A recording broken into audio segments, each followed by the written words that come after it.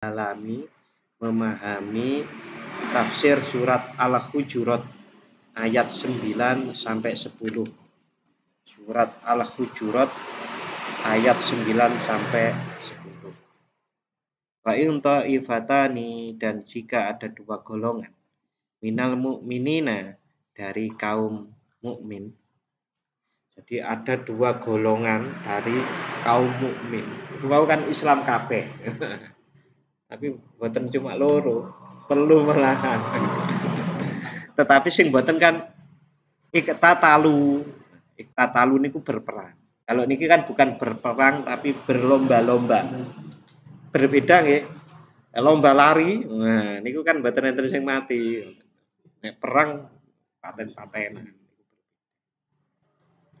Nah, kalau sampai ada dua golongan kaum mukmin yang berkelahi, apalagi sampai berperang bunuh-bunuhan. Kalau dulu zaman dulu enten Irak dan Iran. Nah, kita enten Syiah dan Sunni. Nah, ini kan sami-sami Islam itu. Walaupun ada orang yang menuduh Syiah itu bukan Islam, ya, wallahu alam, tapi mereka nggih syahadat kok. Ya. Nah, fa aslihu bainahuma, maka tugas orang yang tidak ikut berperang itu adalah mendamaikan bainahuma, antara keduanya. Fa aslihu bainahuma. Fa in baghat, jika salah satu dari dua golongan, fa in baghat ihdahuma, jika salah satu dari dua golongan itu berbuat aniaya alal ukhra, kepada yang lain, faqatilul lati tabghi, maka perangilah golongan yang berbuat aniaya itu. Jadi kalau ada yang aniaya niku napa? Aniaya itu umpamanya berbuat tidak adil, berbuat zalim, gampangane ngeten nggih, merampas tanah, merampas harta benda orang lain, lalu membunuhi, perang kok membunuhi anak, membunuhi perempuan, ini gitu. Nah, itu berarti salah satu golongan itu berbuat aniaya terhadap yang lain. Maka hendaknya kalau itu sama-sama mukminnya di situ, maka kita membantu yang dianiaya. Sama muslim itu.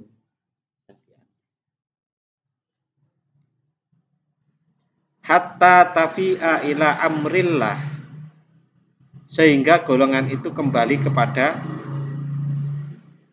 amrillah, perintah Allah. Fa'in fa'at, jika golongan itu kembali, nah setelah diperangi, yang kita membantu yang teraniaya lalu menang, kita tunduk, kita jadi orang baik lagi. Fa'in fa'at fa'aslihu bainahuma, dan jika golongan itu kembali kepada perintah Allah, maka damaikanlah antara keduanya.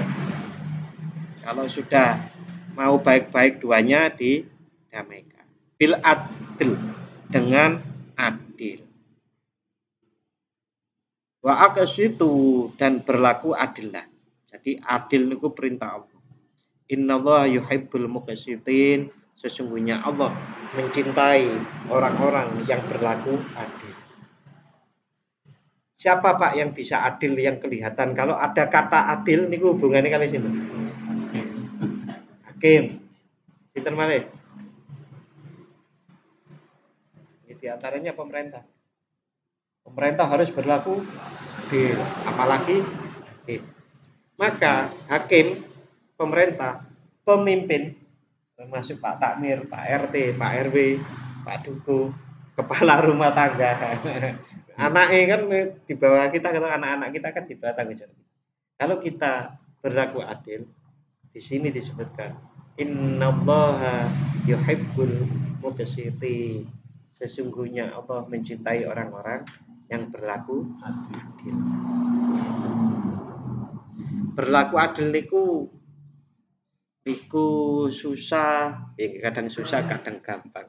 Tapi yang jelas biasanya perintah Allah, ibadah kepada Allah itu biasanya susah paling.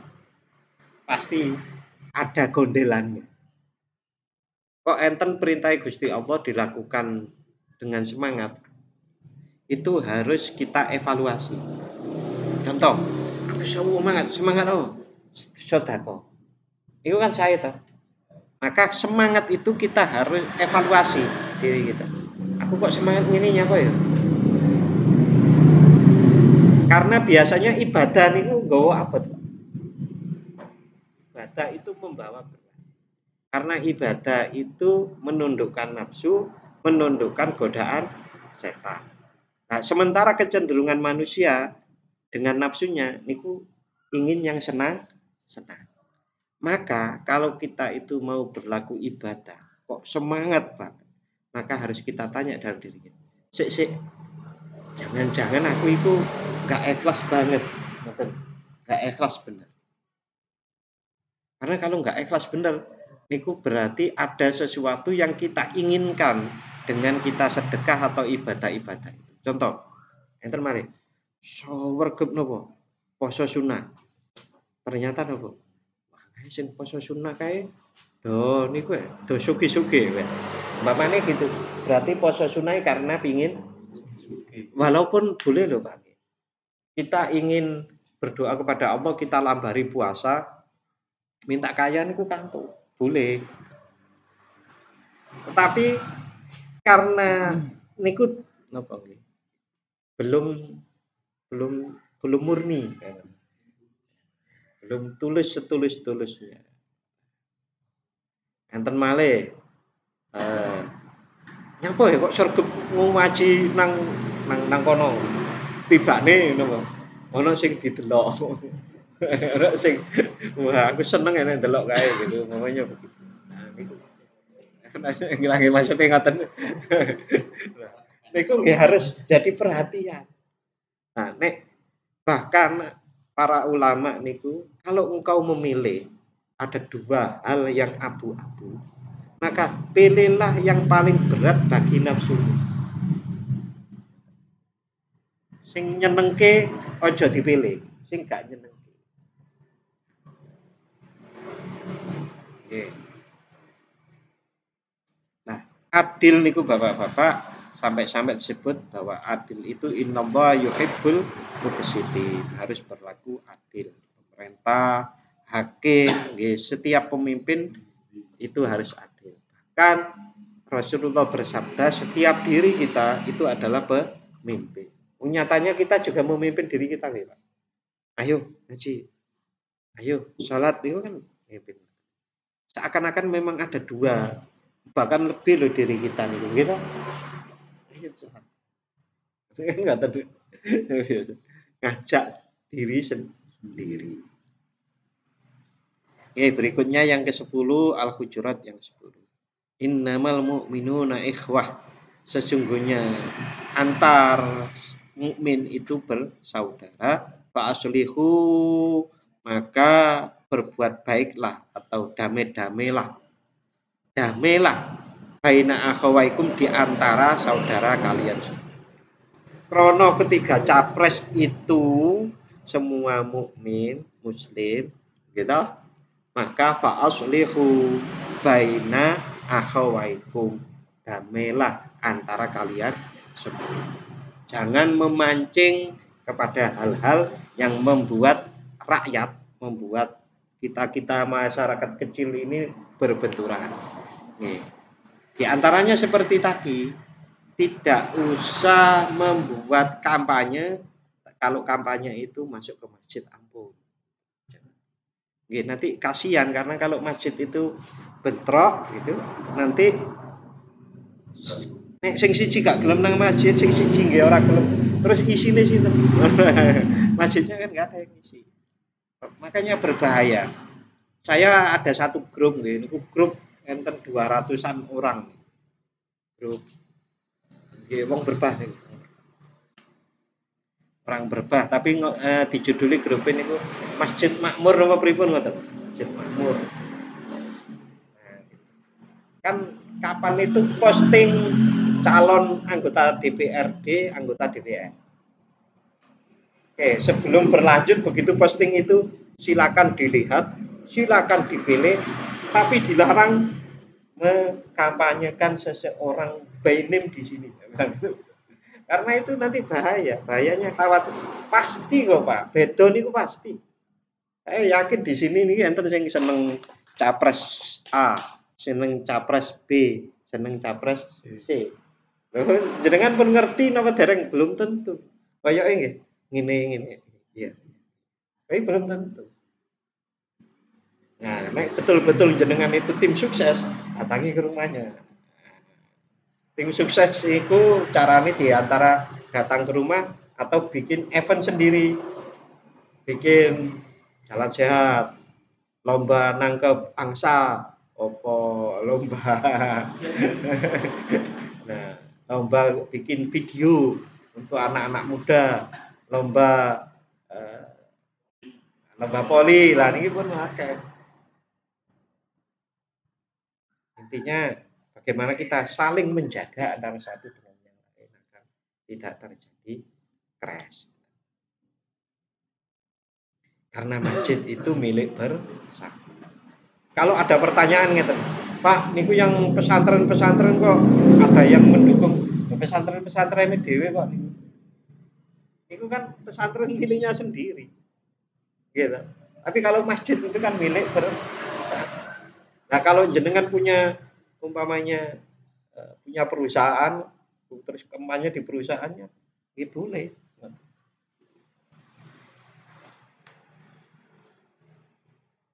Masjid sebetulnya sekolah niku kan sekolah itu boleh buat kampanye tapi dilarang dengan menggunakan atribut.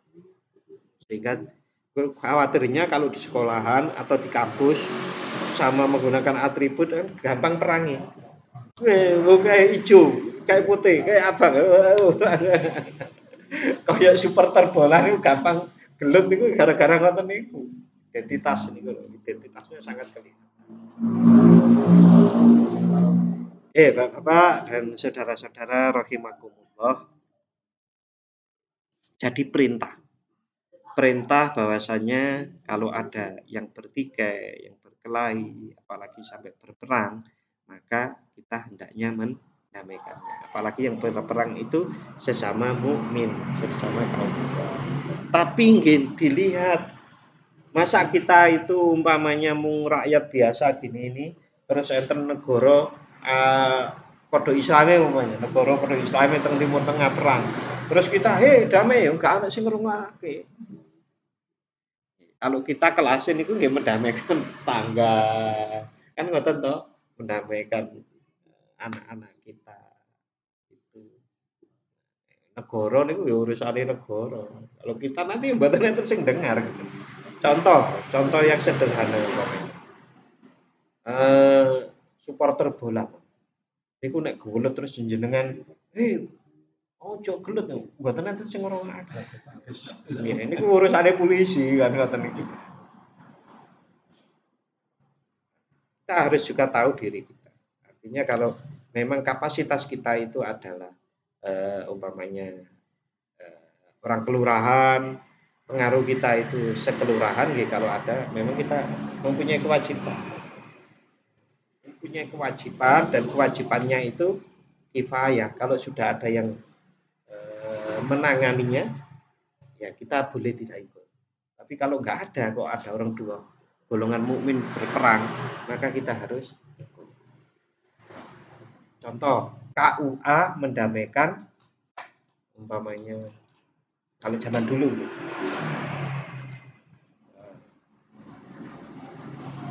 Napa nggih sing teng Cangaan niku napa istilahnya? Nek rebutan masjid kok masjidnya malah loro. Kan pernah to niku nggih. Cangaan kali Mbaran niku lho. Zaman semonten kula nggih hanya dengar ceritanya nggih. Saya tidak tahu kejadian. Dulu masjid niku kan setunggal. Oh, mriki nggih sakniki loro. Nek mriki kan mboten enten ribute tapi. Nek mriko sing Baran niku kali Cangaan sampai ke KUA ceritanya ngoten niku, tapi saya nggak tahu sendiri. Yang cerita tidak hanya satu dua. Bapak-bapak dan saudara-saudara rahimakumullah, di ayat ini tadi, kalau ada dua mukmin yang berperang, lalu damaikan. Ini ada sisi yang lain, yang ini menjelaskan pembahasan kita 2 minggu yang lalu. Berdasarkan ayat ini, Imam Bukhari dan lain-lainnya menyimpulkan bahwa maksiat itu tidak mengeluarkan orang yang bersangkutan dari keimanannya, betapapun besarnya maksiat itu. Saya terangkan gak yang beriki buatan gak masalah itu. Jarang gak? Berarti di pengajiannya. Jadi maksiat itu tidak mengeluarkan yang bersangkutan dari keimanannya, betapapun besarnya maksiat. Kemarin saya kan dapat cerita bahwasanya ada yang menyampaikan nek wong ninggal sholat itu terus dadi koncone setan iblis niku kan boten sae nggih. Saya bilang seperti itu. Maka di sini ini kalau orang niku bahkan ini ditafsir Ibnu Katsir. Betapapun besarnya maksiat, tetap iman. Orang tidak sholat, orang zina, orang mabuk, orang mencuri, itu kan kemaksiatan. Tetap iman gak iman gitu. Iman tapi maksiat. Sing umum niku diomong STMJ, sholat. Enten sing sholat terus maksiat jalan. Artinya sebutan banyak orang tentang Islam KTP itu nggih ampun ditenane. Nek Islam KTP kan berarti mengenang KTP ini Islam, wong itu Islam. Itu berarti kan koyok menuduh. Orang Islam bae mung KTP ini. Ngoten wong sing KTP ini Islam niku biasanya orang menyebut karena dia itu Islam tapi mboten nglakoni. Niku beda lho, Pak. Iman kali nglakoni. Nek iman nggih iman. Ngelakoni ning mboten niku nek gak nglakoni maksiat. Nah, di sini disebutkan Imam Bukhari niki yang mengambil kesimpulan Imam Bukhari dan lain-lainnya menyimpulkan bahwa maksiat itu tidak mengeluarkan orang yang bersangkutan dari keimanannya, betapapun besarnya maksiat. Tidak seperti yang dikatakan oleh golongan Khawarij dan para pengikutnya dari kalangan Mu'tazilah dan lain-lainnya yang mengatakan bahwa pelaku dosa besar dimasukkan ke dalam neraka untuk selama-lamanya. Mboten-ngoten, niku pendapatnya Khawarij dan Mu'tazilah. Niki saya baca dari kitab tafsir Ibnu Katsir nggih, sanes pendapat saya loh. Saya terus pendapatnya gimana? Yang ikuti. Saya niku belum berhak untuk mengambil hukum sendiri dari Al-Qur'an hadis boten. Niku tugasnya mujtahid. Tugasnya nek sakniki tugasnya Baksul Masail NU Majelis Tarjih Muhammadiyah MUI lah niku tugasnya niku. Sekarang niku hampir tidak ada satu orang yang berani ngambil kesimpulan hukum dari Al-Qur'an dengan sendiri. Dan bahkan di dalam kitab Sahih Bukhari melalui hadis Al-Hasan dari Abu Bakrah radhiyallahu yang mengatakan bahwa anna Rasulullah sallallahu alaihi wasallam khotaba yauman wa ma'ahu alal mimbar Al-Hasan ibnu Ali faja'ala yang duru ilaihi marratan wa ilan nasi ukhra wa yaqulu inabni hada sayyidun wa la'allallah ayyusliha bihi baina fi'ataini azimataini minal muslimin. Terjemahannya, pada satu saat Rasulullah Shallallahu Alaihi Wasallam berkhutbah di atas mimbarnya, sedangkan beliau membawa Al Hasan ibnu Ali, cucunya yang namanya Hasan. Lalu beliau sesekali memandang ke arah cucunya nih, sekali memandang dan pada kesempatan lain memandang orang-orang. Dugaan saya orang-orang inilah yang nanti termasuk ada yang berperang, satu mendukung sahabat Ali, satu lagi mendukung Muawiyah. Enten toh peperangan itu loh. Ada lagi perang lagi. Satu sahabat Ali, satu Siti Aisyah yang dinamakan perang Jamal. Sehingga Rasulullah itu ibu tuku, ngomong ngatain lah. Dan pada kesempatan lain memandang orang-orang itu, lalu beliau Shallallahu Alaihi Wasallam bersabda, sesungguhnya anak atau cucuku ini adalah seorang pemimpin. Mudah-mudahan dengan melaluinya Allah mendamaikan di antara dua golongan besar kaum muslim yang berperang. Memang dalam sejarah itu terbukti. Ini kan Rasulullah masih hidup, beliau dawuh ngoten. Nah, sesudah Rasulullah meninggal, diganti pemerintahannya yang diganti, bukan kenabiannya loh. Nah, digantikan sahabat Abu Bakar, sahabat Umar, sahabat Utsman, sahabat Ali. Saat sahabat Ali dibunuh ada pembunuh Abu Lu'lu' sinten nggih? Sahabat Umar napa sing Abu Lu'lu' membunuh Abu Lu'lu'? Yang membunuh sahabat Umar itu Abu Lu'lu', yang membunuh sahabat Ali ini sinten? Lupa saya.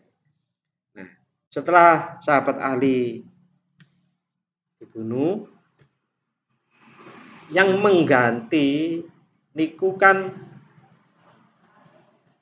ada cucunya Rasulullah Hasan itu.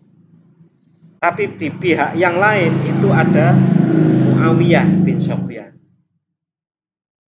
Muawiyah bin Sofyan niku kemudian nggak setuju dengan Hasan cucunya Rasulullah yang jadi khalifah.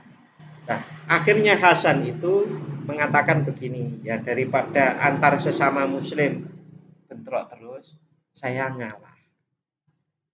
Akhirnya saya tak ngalah, silakan pemerintahan dilanjutkan oleh Muawiyah.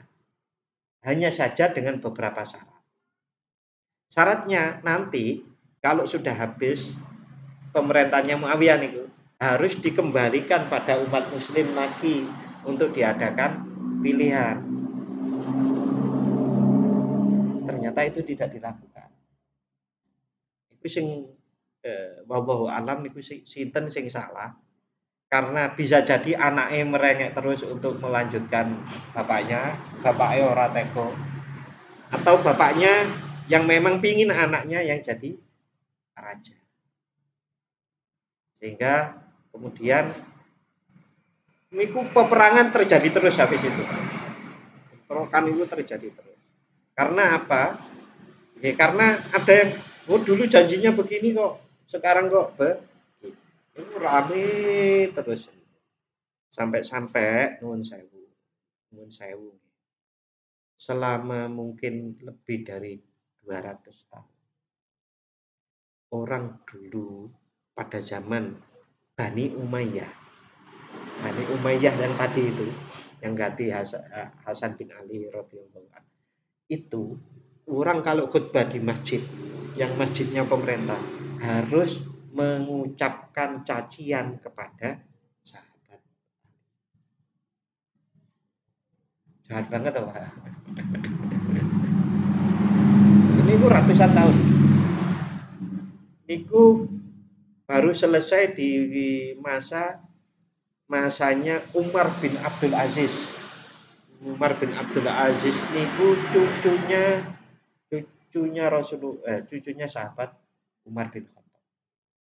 Niku beliau hentikan cacian terhadap sahabat Ali melalui mimbar pada waktu khutbah. Dilarang. Sehingga memang bagus pemerintahnya Umar bin Abdul Aziz niku bagus. Bagusnya niku diantaranya nek zaman sekarang niku menyetarakan gaji. Gaji niku disetarakan, diunggahke. Satu. Yang kedua, penyetaraan antara orang muslim Arab dengan non-Arab. Dulu niku Pak, nek wonten wong Arab, wong non-Arab pergi ke Mekah ngoten niku. Niku dipandang sebelah mata. Dan itu kemudian oleh Umar bin Abdul Aziz dihilangkan. Wong nang Al-Qur'an jelas, inna akramakum indallahi atqakum. sesungguhnya yang paling mulia di sisi Allah adalah orang yang paling bertakwa. Sanes berdasarkan keturunan.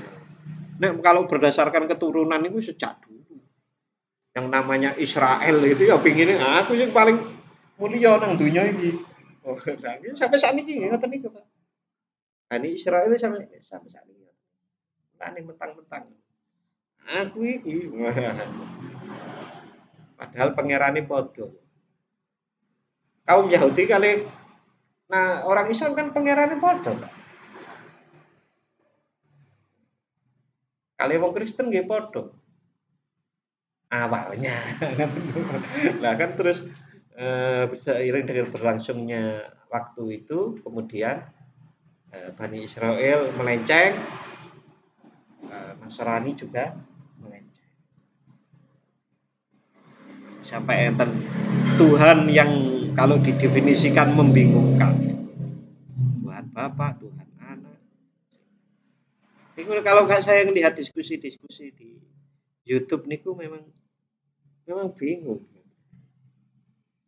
Nah, saat nuwun sewu ini kita tentang YouTube ini. Saat Yesus itu mati. Nah, katanya itu satu, tapi dua. Kok yang satu nggak mati gitu. Dan macam-macam diskusinya asik ngoten ini. Saya dengarkan ngoten ini. Asik jadi lebih paham. Nggih, Bapak dan saudara-saudara rahimakumullah. Ini ada satu hadis sahih dari riwayat Anas radhiyallahu an bahwasanya Rasulullah Shallallahu alaihi wasallam pernah bersabda, "Unsur akhaka dzaliman aw madluman." Tolonglah temanmu yang dolim maupun yang dizolimi. Qultu, kemudian sahabat Anas bertanya, "Ya Rasulullah, wahai Rasulullah, hada nasortuhu madluman. Fakaifa ansurhu dzaliman?" Wahai Rasulullah, kalau dia teraniaya, aku pasti menolongnya. Tetapi bagaimana aku menolongnya jika dia itu orang yang dolim? Qala Rasulullah menjawab, tamna'uhu minadz zulman, fadzaka nasruka iyyahu.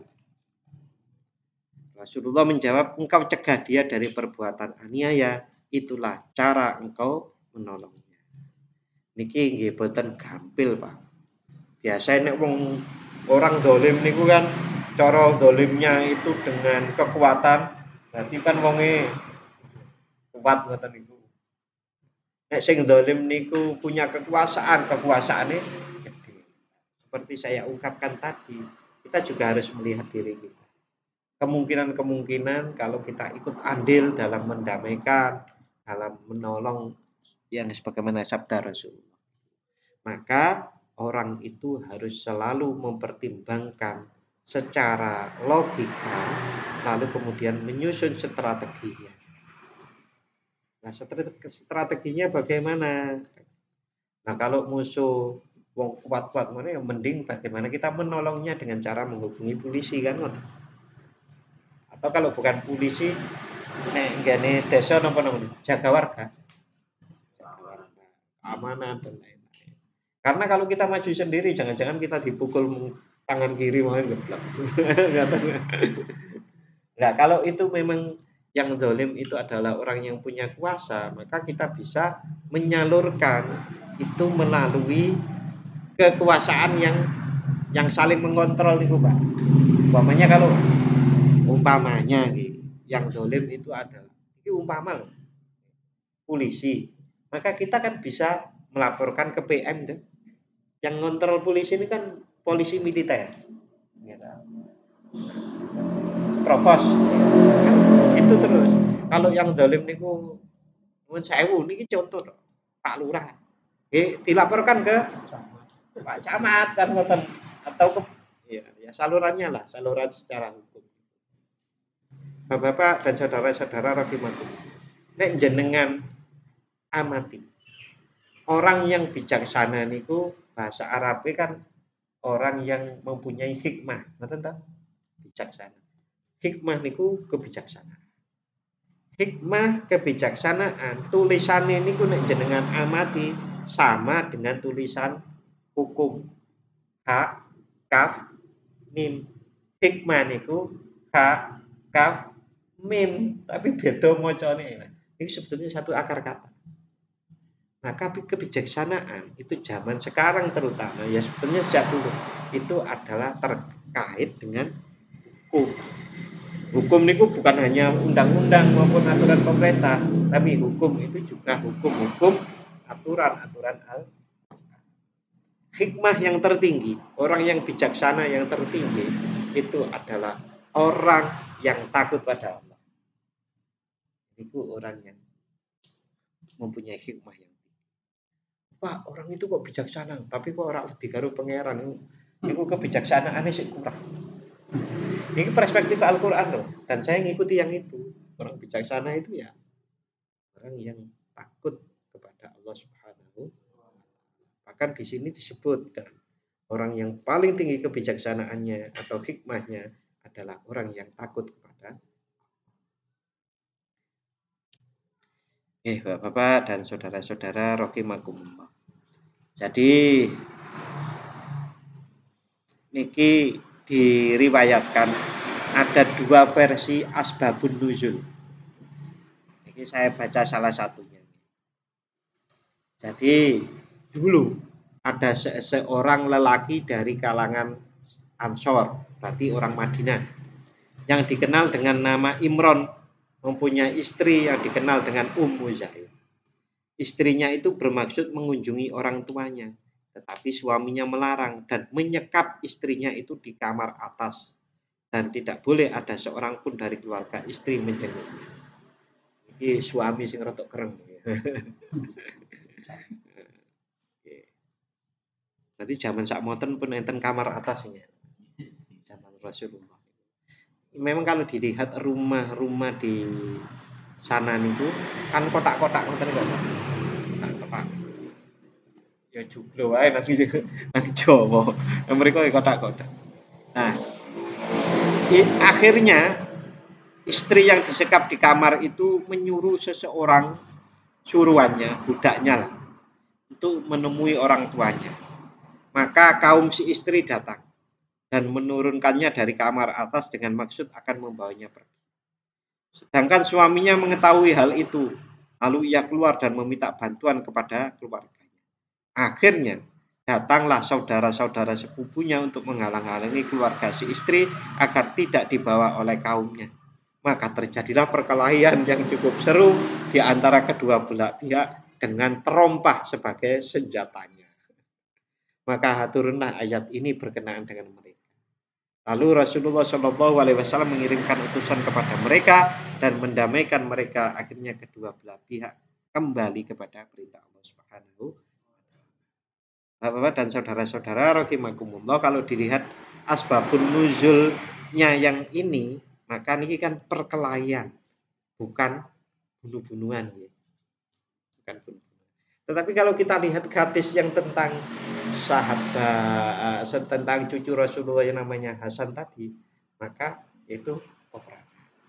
Artinya kita bisa mengambil kesimpulan dari ini bahwasanya entah itu perkelahian, itu peperangan atau gontok-gontokan, kalau bisa kita ikut mendamaikannya.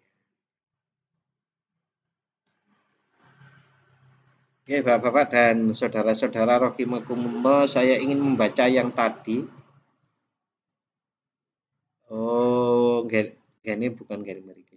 Bahwa orang yang paling bijaksana, orang yang paling tinggi ilmu hikmahnya adalah orang yang takut kepada Allah Subhanahu. Orang disebut bijaksana kalau takut kepada. Kalau disebut bijaksana tapi nggak takut kepada Allah, berarti itu hanya bijaksana urusan duniawi. Ukhrawinya betul.